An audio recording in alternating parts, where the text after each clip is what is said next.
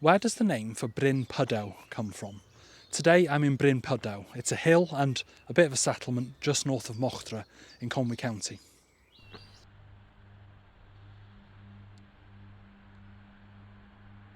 So the name for Bryn Pydew. Bryn, as everyone probably knows by now, means hill. It's from Brwsw in Proto-Celtic. And then we have Pydew. Now Pydew was originally borrowed into Welsh from Latin, puteus, when the Romans were here. And it means either a well or a cistern, that is a hole which is used to take water out of the ground, or a kind of trap, which is a very deep hole with leaves put over the top of it for people to fall into.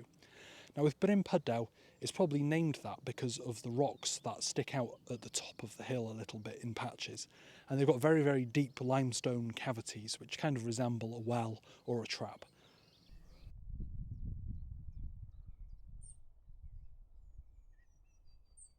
So the name literally means the hill of the well or the hill of the hole trap.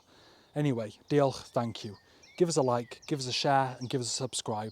And if you want to support me on my quest to explain every place name in Wales and sometimes a couple outside of it, you can on my Patreon. The link is in my description.